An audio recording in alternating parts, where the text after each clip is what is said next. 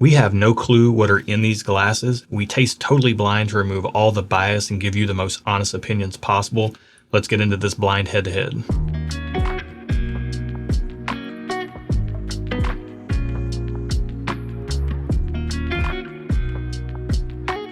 Welcome to Stuff and Whiskey. I'm Erin. I'm Josh. Thank you so much for joining us today. If you're new here, Erin is a social sipper. I am the whiskey nerd. We are a couple. We are. And we approach this tasting completely blind from the standpoint of real world whiskey consumers. We smell it and taste it, give it a rating. Then we find out the price and see if we'll put our money where our mouth is on whatever's in both of these samples. We drew these 2 sample jars right here from our blind sample pool, full of a bunch of matchups that have been paired together for one reason or another. And they're always set up to be very interesting. Most of the time available versus allocated, or expensive versus inexpensive. But we got some curveballs to keep us on our toes in there. And that can be quite interesting if we get one of those. Yep. But I'll say these glasses look gorgeous, and not just the glassware itself, which is available at stuffandwhiskey.com. If you like these Visky crystal-footed tasting glasses, you can check those out over there. But yeah, let's get into this on the nose. Glass 1, Glass A. Whoa, she is very prominent on the nose. Smells very like caramel, butterscotch, like all in that vein, all of those things. Like the cooked brown sugar, the cooked white sugar, all of the sugars caramelized together. Yeah, this is like ooey gooey on the nose. It Yeah. smells like some kind of ooey gooey dessert. Yeah. I'm not getting chocolate, but I'm getting like caramel. Yeah, I could almost I'm getting a lot of vanilla in here too, almost like it smells like a baked good. And I love that. I mean, I love baked I mean, I goods. could almost go like chocolate chip cookies with like Ooh, I'm not- caramel and butterscotch I'm not getting chip. any chocolate. But that's Yeah, fine. I mean, less so, but like a cookie-ish type of sugary, sweet type of nose. I like the smell of this. It smells dark too. And it smells proofy. Let's get into it. Mamma mia. Wow, wow, wow, wow. What are you getting? Ooh, a lot of flavor. Okay. Massive flavor. Look what? Ooh, just the first thing that hit me was just, it lit my whole mouth up. It took over With what? everything. It's doing that to me, but I'm not getting a specific flavor from it. It's like just power, like alcohol. I'm getting probably a little bit of like cherry grape, chewy sweet tarts. I'm getting that kind of thing going on. I'm getting a lot of caramel, brown sugar, Okay. light brown sugar. I'm getting a lot of light brown sugar, not a light brown sugar note, specifically light brown sugar. Gotcha. White sugar, like I'm getting oak. This thing's an explosion of Yeah. flavor on the mouth, So in the mouth. I'm not getting a lot of specific flavors. I am getting the power. It feels proofy. There's a burn. There's warmth. All of the hallmarks of something that's higher proof I'm getting. But like I'm trying to taste something and I'm not tasting anything specific. Man, Anything Pacific. I used to hate it when people say that. second sip, I am getting like, it is getting way more like almost into like the cherry or more of the grape zone. Okay. And the finish is big on this thing. Like it's got a lot of sweet oak on it. And the finish is, it's like an atom bomb. Like it hits your palate and it just swells up and coats everything. That's crazy whiskey. So after tasting it and then going back to the nose, on the nose I am getting some like hayride vibes. Yeah, I read that. I know what you're talking about. I read that as like an old barn and like old leather, sweet tobacco leaf. Like, man. And the finish is still going real strong. There's for a me. long finish. And it is warm. Like it feels nice. It kind of feels like a cozy blanket. Oh, yeah. It's all down in here. I'm just like, the experience was great, but I'm not tasting anything. Does that make sense? To me, it's like, I've said this analogy many times on the channel before, but if you're new here, to me, that right there is like a really well put together meal that has really big, bold flavors, in that there can be big spice elements in that meal, like big spices and big flavors. And when it's chefed up in a really good way, they're all cohesive. So to pick them apart, you've got to like really focus in on the nuance. But the way it presents is just like an explosion of flavor. And then you gotta dig down under what's in the glass to kind of pick apart those flavors a little bit. Okay. I see your infatuation. I can't meet that. I love that glass. Yeah, I need some time with this. This might be Okay. something that I have to come back to and give it some more time. All right, let's get into glass 2 and see how it compares. Okay. Oh. Whoa. This smells sweet, but also when I was pulling it away, I got like a celery note, which I love. You would hate. No, you know what I get off of this? And this would not be in our pool because these are all bourbon and rye matchups in our head-to-head pool specifically. What this smells like to me, it almost smells like a Foursquare rum, which Foursquare rum is called like the pappy of rum. It doesn't quite have that. Foursquare rum smells like rubber cement to me. Yeah. Or at least it has that note in addition to other notes. This doesn't quite get there. I can see but that. there is a crazy barrel char note on this thing that is pushing it in that direction. And it is so full of character. And I love this matchup. I'm so happy right now. That is crazy. Let's drink. It smells like latex paint. Mm-hmm. It smells like glass 1, except also latex paint and even more oak. Let's drink. Let's go. Am I broken? Oh man, that's crazy too. Way different than the first glass. Yeah. Ooh.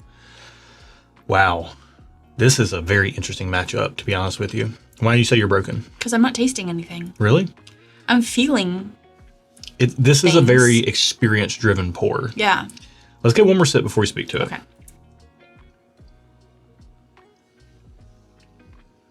Okay, I am getting a little bit of tea vibes. Good call. A little bit of tea vibes. And I don't know if it's like a brewed tea or like a hot tea. Like, you know what I mean? Like a Lipton's tea, like an iced tea, or like a hot black tea. I mean, I can see some Lipton's tea. I can see some black tea. The finish on that is crazy. The finish is crazy. It doesn't have the spice on the palate that the first glass has. The first glass hits the palate and explodes. Whoa, okay. The second glass hits the palate a lot heavier, more creamy, and not quite as explosive on the tongue. Whoa, but then, boy, the finish sets in and grips you. I think air just makes it worse. Yeah. Or stronger, not worse. Stronger. It's like spicy food when you breathe in. Like, yeah, that glass right now has my throat in a stranglehold, like I said something bad about its mama. That is, these are both crazy glasses. Yeah, I think for me, these are both experiential pours. I'm not getting a lot of flavors and specific taste from these, but these definitely provide an experience. Yeah. And I have to figure out which one I like more. I'll say right now, just at first blush, and we're going to spend some time with these off camera and come back with our full thoughts and ratings and all that. I'll say the second glass has a little bit more, it seems to have a little bit more oak and barrel influence. I agree. And it's got a little bit more of like this earthy undertone. And then there's like this sweetness that kind of swells up and just threads through the whole thing. Whereas the first glass is kind of all sweet and spice and everything nice. They're both, to me, seem to be very exceptional pours. Like, not a lot of whiskey does what these two things do, but they do their things in very distinctly different ways. Yeah. And it's going to be really interesting to clear our palates, start with the second glass, go back to the first, because like the difference between these two glasses is like they could be two sides of the same coin, or they could be just two massive whiskeys going about their business in a different way. I sure hope one of these is available and reasonably priced. But we'll find out. Judging by the power that these have, my guess is neither of them are available and or reasonably priced. Yeah, I don't know. But we're going to take our times, clear our palate, start with second glass, go back to the first, and then come back to the second again, get all our thoughts together, and then we'll be back with rankings, and we'll find out the price and see if we'll put our money where our mouth is or where our mouth has been, and then we'll find out what we're drinking. So see you in a second. Boy, oh boy, we just went on a roller coaster of tasting and emotions. My lips are tingling from the proof. Yeah. This is wild. I have some very interesting thoughts, I feel like, over these two, but ladies first. Okay. What do you think about these after spending time with them? Do you have a preference? All we talked about was that these are very close. It's very difficult to pick out a preference for either of us. Yeah. But you said you had a preference. I have a preference. A slight preference. So officially, I'm giving both of these thumbs up. Okay. I had a hard time tasting specific flavors throughout the whole time. But on the nose, once I tasted it and went back to the nose and then tasted it and went back to the nose, I was getting more things on the nose each time. Okay. So my preference is glass 2. Interesting. Why? Because on the nose, I got this like charred marshmallow vibe. And then when I went back after doing that, tasting that and smelling that, I went back to glass 1 and it almost tasted or smelled a little more funky, like a little sour. Yeah. In comparison. I know what you mean. So based on that, that's my preference. But then when I tasted them, they both had power. I think glass 2 is a little more aggressive with its power. But I disagree with that. But I kind of liked it. Okay. So that's all I got. All right. So ratings. Thumbs up. Oh, yes, right. Yeah. For me, I'm 2 thumbs up on both these. I love both these bottles. Whatever they are, I want these bottles. I will say that there's like a 20% commonality between these two pours. Okay. And the commonality I'm getting is like sweet oak and like a heavy grape note. Almost to the point of like being like a cognac like influence or Armagnac or something. Like there's some heavy grape in these pours. I'm not saying I think they're finished. I don't think they are, but it's like a very prominent grape sweetness along with a very sweet oak. Glass 1 has all the spice. Like it just hits you with like proof tingle spice. It's very on the palate and on the tongue, and it's very aggressive to me. I like that. And it's also very sweet. You mentioned sour. There's a little sour funk. It kind of has a sweet and sour thing. And I read that sour. I mentioned like a red and purple chewy sweet tarts. Add in the green as well because it has like that sour apple kind of green sweet tart type of thing going on. The second glass, way more like you said, the charred marshmallow. I even got graham cracker, and I got a lot more barrel char on the second glass. Again, it hit the palate a little bit more creamy, a little bit less spicy, but then the finish swelled up and really stuck with you for a really long time. Yeah. And it would almost seem like glass 1 has all that punch on the palate, and it's easy to think it's going to wash out glass 2. But the more time I spent between them, the finish on glass 2 just lasted and lasted and lasted. And when I go like powdered sugar and chewy sweet tarts versus like this kind of graham cracker, like charred marshmallow and like dark grape sweetness with that kind of barrel char note, I am going to lean towards glass 2 as well. Oh, okay. And to me, it just, there are a lot of high proof bourbons that kind of do what glass 1 does. Glass 2 feels very unique to me. Like, especially with the nose, like there's not a lot of things I know of that taste like glass 2. It's just, I haven't had a lot of whiskey that is so unique like this. So it's very characterful. Full of character. Yeah, it is full of character. And while I didn't get a specific tasting notes on these, I had a good experience drinking both of them. So. Oh yeah, I mean, I'm 2 thumbs up on both. Yeah, Your thumbs up on both. Like, I think that I just want to point that out for people who like, I don't really taste much. Like, I just feel like that's okay. Especially like some days you will, some days you won't, or you might not ever. But if you can get the experience, like I enjoyed the experience of these, even though I wasn't getting specific tasting notes. And the only reason I'm even trying to get tasting notes is because we're on camera. If we were in real life, she doesn't do that. In real life, I don't do that. Like I just drink it and I'm like, ooh, it's good, or oh, I don't like it. Like that's as far as it goes. Or oh, this would go good with beef jerky. Or this would go good with beef jerky or barbecue like potato chips. Yeah. Okay. I will say this. These both seem like special whiskey, so I'm not going to be surprised if they're like 100 or 150 or $200. Yeah. Not surprised at all. Like I would pay $200 for a bottle of either one of these, personally speaking. I honestly would probably pay more than that for either one of these. I love both of these samples. Okay. I will say I don't think they're comparable. They have some flavor commonality. Like I said, there's about a 20% overlap in flavor.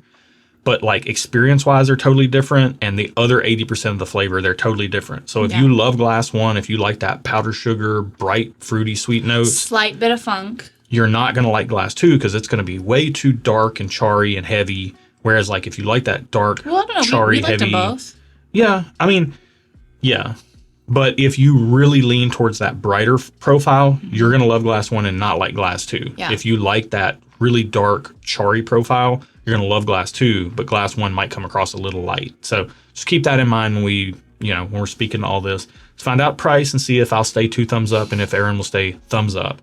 I think these are like $200 bottles. What's glass number 1, number 58 in our pool?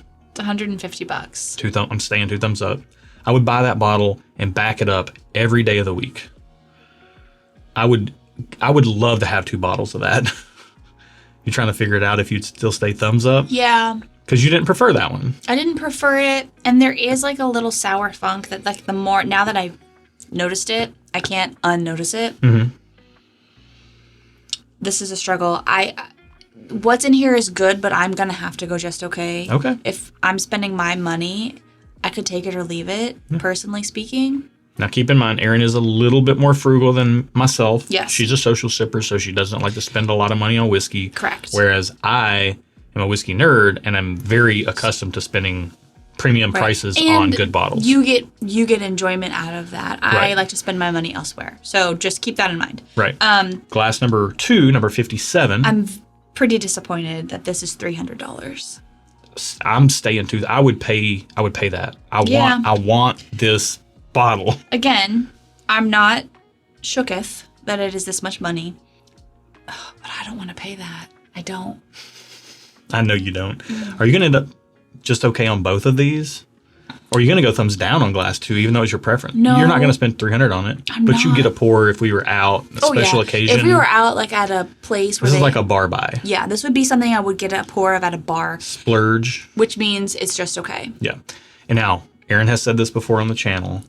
What have I said? $300 is a lot. And everybody's like, oh, it's going to be like $60, $70 at a bar. Like, why would you just not get the $300 bottle? Because $60 is objectively less than $300. If I'm spending $300 at one time or $60 at one time, which one's more, $300 or $60? Right. I don't care about the value per pour.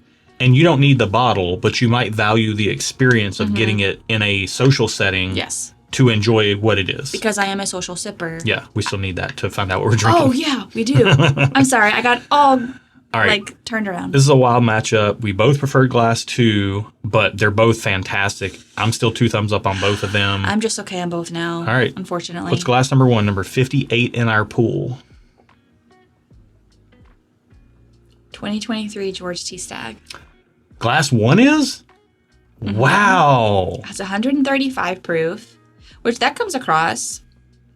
Yeah. Whoa. 2023 George T. Stagg, I remember being, like, honestly, more like glass 2. Like, dark and funk. What's glass 2? So, hold on. The Stagg is thanks to Bill and Delia Kavanaugh. Oh, so thank you guys. This is a treat. Thank you so much. What's glass number 2? 2023 King of Kentucky 16 year. It's lower proof. It's 129.7 proof. Which honestly surprises me. It felt higher proof to me. And this is thanks to Justin Williams. Oh my goodness. You guys. I know you asked for my sample, but I'm keeping this for myself for later because this is a pour that I would like to buy at a bar. I don't have to have a bottle of King of Kentucky, but I would definitely take a pour of it. Oh my goodness. Wow. That's a great matchup. Now, I want to go ahead and speak to a few things right now. Okay. Glass 1, the George T. Stagg. Oh, well, let's just go ahead and say both of these are incredibly difficult to find. You're not going to find them. Well, you can. You just have to pay for it. You'll have to pay a fair penny. Yeah. So I think George T. Stagg is down to, on like a regular markup, in like the $650 to $750 range. Okay. King of Kentucky is, I have no clue. I never see it. So it could be $1,400 to $2,000. Okay. Like if you get a good deal, you get it for less than that. But we have been fortunate enough to try every George T. Stagg release since 2018. And we've been fortunate. Not that we've owned bottles. We've just had opportunities to try them. Right. And then we've been able to try quite a few King of Kentucky single barrels. Mm-hmm. King of Kentucky is, I've long professed, my favorite whiskey in the world. It's incredibly characterful, which just translates. Yeah. I mean, we have a bottle back there, thanks to Justin. That was a gift, yeah. Like, insane whiskey. It's insane whiskey. Mm-hmm. Will you like it? I don't know. It just depends on if you like the weird stuff that's going on. It's kind of a crazy bottle of whiskey. Well, I think the key of will you like it is listen to what people say about it when they taste it. Hold on, stop. I have a point. I have a point to make. Yeah, go ahead. Not just us, but anyone who's tasting it, what they're saying when they're tasting it, see if it lines up with the palate that you like. Because, for example, a lot of people talk about Pappy Van Winkle. They love Pappy. Mm-hmm. It's the greatest. It's the best. It's the best. La, la, la. I don't like it. for specific reasons. It's sour. It's a wheated bourbon. I don't particularly love wheated bourbon. So like listen to the why behind why people like things, us, any other whiskey tubers you might listen to. And then you can kind of more do an educated guess on if you should spend your money on it if and when you find it. Yeah. Both of these bottles for me qualify as there's this certain metric that I have when it comes to whiskey, which is what is the most money I'm willing to personally spend on a bottle? Both of these bottles qualify. So whatever that price is for you, both of these bottles qualify. If that number is less than what they go for, unless you find it at retail, or even if you do find it at retail, in the case of King of Kentucky, which I think now moved up to $350 for the 2024 release. Okay. If your max money I'll ever spend on a bottle is less than the retail of a King of Kentucky, then you'll probably never own one. And hopefully you can find one for a pour at a good price at a restaurant or bar somewhere. Or if you're part of our Patreon community, you can share samples with people because they're doing that all the time over on Patreon. Yeah, you'd have to have some crazy stuff to trade, but I mean, that's one thing that happens on our Discord over through Patreon is people trading samples of you get one high profile bottle and somebody else has a different high profile bottle and you both want to try what the other person has. You post it up and we have make it happen. One of the most generous communities on planet Earth. Yeah. So if you want to be part of that, join us on Patreon. You can find the link in the video description below. Yeah. Also, we release our barrel picks. We try to do about 10 to 15 a year. This year we did we did over 30, close to 40. I think too much. Too many. Too many. But yeah, we did a lot of barrel picks this year. We still have a lot yet to be released. I mean, close to 20 yet to be released. Yeah. So check those out over on Patreon. This was a wild matchup. Yeah. I hope you learned something from it. My brain's still a little scrambled from how great these both were. Yeah. And I'm probably was gushing through this whole video, and I don't even care because these are two of my favorite bottles in whiskey, period. I'm a big, bold, sweet bourbon guy. Yep. And this tracks with my experience. George T. Stagg, fantastic whiskey. I do prefer King of Kentucky a little bit more, pretty much always, because it just has those crazy notes in it. The leather, the char, it's funny. Earlier I was like, oh, wait a minute. Is because Justin brought his King of Kentucky over and we did a pop-up live stream on Patreon, which is bonus content over on Patreon. And he brought his bottle and put it in the lineup. Or wait, it was during a video. We did a video on it. I'll put the link in the video description below. It was King of Kentucky, the new Coy Hill 2024 release, Russell's 15, and Booker's Rye. Was that the flight? No, that wasn't that flight. The King of Kentucky wasn't that. Anyways. You're asking me like I remember. Sorry. I'm running around the bush here to say that on Justin's specific single barrel, I have noted an almost Foursquare rum-like note. Oh, interesting. But I didn't realize that until I had that moment. It was like, wait a minute, I've got that note on that bottle before. Interesting. So this is Justin's specific single barrel. You get that Foursquare. Yeah. Gotcha. That's cool. Wow. All right. Connecting the dots. This is a ton of fun for us tasting this fantastic whiskey. Yeah. Thanks to Bill and Delia and Justin. Hopefully it was fun for you guys as well.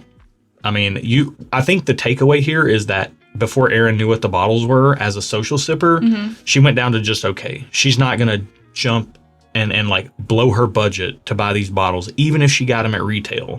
Whereas I'm crazy and I would happily buy these bottles for like double or triple what the retail is without batting an eye if I had the money in the budget. And we're two totally opposites on that, but we both enjoy drinking the whiskey. So we can find our differences can bring us together. We can. And I would like to make one more point real quick because I just... This video is getting a little long in the tooth. I know it is, but these are big whiskeys and they deserve a good conversation because there's a point I want to make. Okay. I just said I would pay double or triple happily if I had the budget for either one of these. What I'm talking about is like $1,000 for King of Kentucky or, I mean, triple retail on George T. Stagg would be like $500. Doll hairs, man. Would be $500 or more. I realize that's a bunch of money. I'm not spending that money to sit around and drink this whiskey by myself, personally speaking. Now, if you got it like that, rock on. More power to you. I would spend that money on these bottles, like that King of Kentucky back there, that was a gift. That bottle does not get drank by myself. It only gets drank when we have special company over, people who appreciate whiskey. Yeah. I'm not, blowing my uncle's face off with King of Kentucky. Like it's not going to happen if he doesn't like whiskey. But if I have a friend or family member over that's really into whiskey and they've never tried that and I can give them that experience, that is a dang near priceless experience for me. And I can do that with a bottle that has 750 milliliters or 25 fluid ounces, I can do that like a dozen times over with different people. And if you split that out, like that's price for the experiences that I get to have with those friends or family members. That's something that's very special to me. Yeah. That's why I'm willing to pay for it. That's what you're paying for. It's not to have the bottle on the shelf as a trophy. It's not to have, to brag and post it online. It is specifically to share that bottle and make a very special memory. Like that King of Kentucky back there is half gone. I can tell you every single person that I've shared that with, and that I have that memory, So that's cool. That's very cool. And I can appreciate that about you, even though we come to whiskey from different like points of view. Like that's true about you, and I love that about you, and I love that about being married to you, because then I get to benefit from that without having to like really be in it, Right. So I just want to highlight that, because there's a lot of people who poo-poo other people for spending a bunch of money or whatever. But like on your birthday or my birthday, we go out and splurge on a really nice dinner. That's a one-time experience, and the next morning it's over. Yeah. Like a bottle lasts for a lot longer than a nice dinner does. And we've spent more money on dinners than we've spent on special bottles. But like the special bottles still have a very special place in the realm of creating experiences. So you're not just paying for the whiskey in some of these cases, you're paying for the exclusivity, the experience, and all that stuff. And I wanted to make that point before we got out of here. I'm sad it's at the end of the video, because some people probably already clicked out. It matters. It was a good point to make, and I'm glad you made it. It matters. Yeah. All right. If you thought this was a good video, go ahead and give us a thumbs up. Subscribe to the channel if you like honest opinions, unbiased opinions, even though we were pretty much gushing over both these. But you ended up just okay on both. Yeah. That's an honest opinion. So no bias. Go ahead and subscribe. Yep. Check out our Patreon link in the video description below. And what else? Oh, you can check out shirts like this one right here. It says Good People, Good Whiskey on the back. You can't see it right now, but you can see it online. Go to stuffandwhiskey.com. Good People, Good Whiskey shirt. You can see it. Yep. That's it. All right. Thank you guys for watching. Thank you for participating in this with us. And be good to each other. And until next time, cheers. Cheers.